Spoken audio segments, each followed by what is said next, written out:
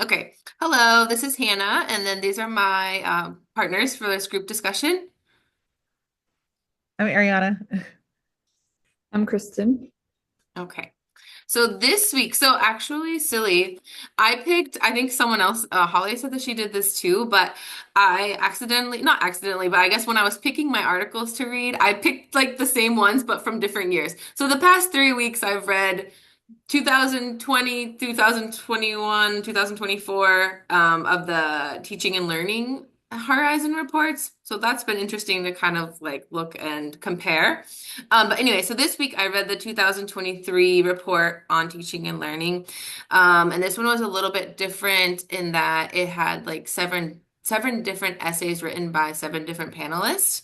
And so I just pulled out two of the essays that I really liked or that was applicable to my life.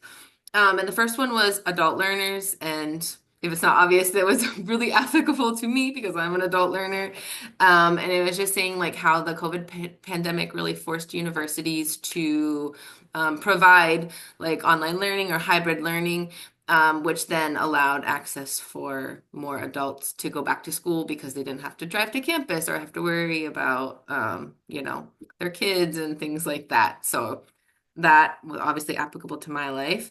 And then the other essay that I really liked was about equity and accessibility of like online learning. And he talked about like how expensive, technology can be for low-income families and how, or even like high-speed internet and things like that. So it might not always be super accessible to them. But the one part of the article that I really liked was talking about, students that have maybe like a physical disability or like sensory, like they have too much sensory input would be overwhelming in like a classroom setting. So how hybrid learning would or online learning would be beneficial for them. So that was my article. I don't know if anyone else wants to go next. Yeah, I Uh, read the 2021 Horizon Report on scenarios. So Oh, okay. based on like 10 years later from Uh-huh. 2021, like a scenario 10 years later, it was like basically oh gosh, I'm drawing a blank. But like the benefits basically and like stuff that could go wrong. Um, and a lot of it is very similar to what we've been reading Uh-huh. So it's the, saying the like last 6 projecting like what it would be in 10 years. Is that what you're saying? Yes, like Oh, okay. what it would be like. I can't remember the words because they have like little titles and stuff, and I can't remember the titles right now. Hmm. Um, That's okay. but yeah, and it's actually almost spot on. I feel like that's where we're headed in a lot of ways when it comes to especially K through 12, Hmm.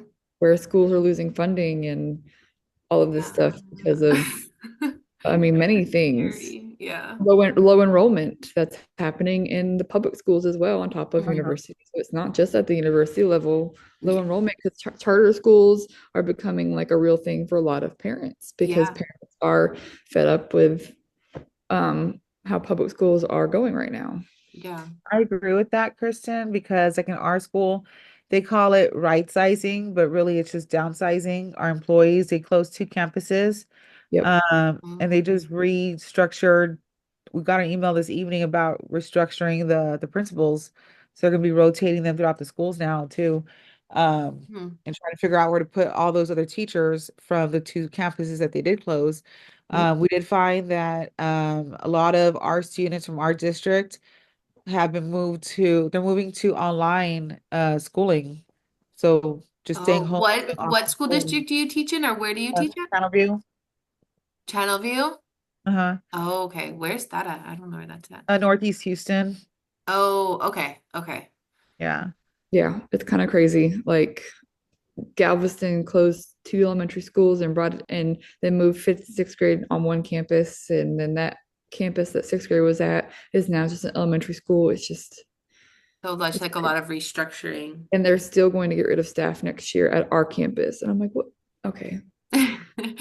It's kind of crazy though because like the class, well, I don't know, for my daughter's school at least, the class sizes are not small. So you're saying like some people there's a low enrollment, but that is not the case. I'm in HISD. And thankfully my daughter's school is one of the ones that haven't been taken over yet.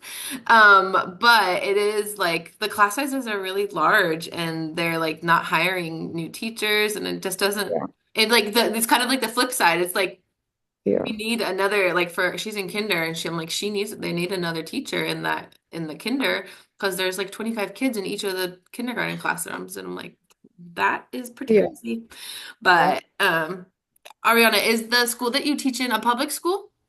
It's public, yeah. Okay, okay. I'm not So, the report, the Horizon report that I read was the Holistic Student Experience Edition. I thought that was a really interesting read because in my classroom, my second period class, I have a lot of like AU students, students with special needs, mm-hmm, um, in that class. So this one was basically talking about changing the environment of the classroom to student-centered approaches and teachers taking a holistic look at the classroom environment to provide more prescriptive one-on-one support for students in small group or one-to-one. And that's exactly what I do already in that specific class because mm-hmm, of and that's the only class that I do have a pair that comes into to help me. Um, so both of us are either doing small group or one-on-one whenever we can. So mm-hmm, she'll do like a small group and I'll start pulling one-on-one with the kids. And so like it already is student centered and I do give my all three of my classes a lot of like student agency so they have their own responsibility to make choices within the classroom and on their assignments. So I just think more teachers need to do the shift from traditional teaching to more of the facilitator role. how That's many basically what it sorry talks to about. interrupt you. How many students do you have in that class? And that one I have 23, and then my homeroom has 24, and my last class has 26. Oh wow. And then what Like is fifth graders. what is the age range? I can't remember what you They're said. fifth grade, so like 10, 11. Okay. Yeah. That's Oh. hard. 23 kids, that's hard to differentiate and like have Yep. one-on-one, especially when you're talking about students that have, like special needs or like, Yeah. yeah, that's just a lot to take on. Yep.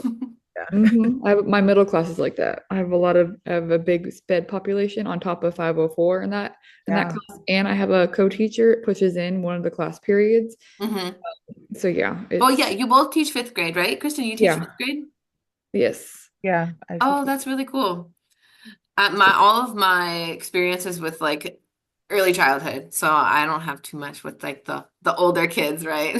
They're not old, but they're older for me.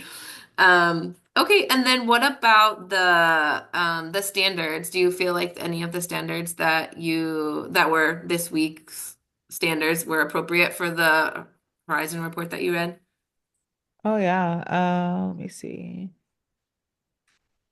We had a lot of this here. Yeah, I know I wrote one. Where did I write that down too? The leader was one of them, so Yeah, like that's what I was gonna say. The okay, lead yeah, I use that was one that we too. Yeah. touch on students and teachers. Yes, yeah, I Yeah. love that. And the other one was like visionary planning. So basically, like that makes sense for yours, Kristen, maybe because you're looking at what the future is going to look like, or like Yeah. how you can address the things that are going to come in the future. So, all right. Was there Yeah. anything else anyone wanted to add? Oh, Yep. that's All righty. Thank you.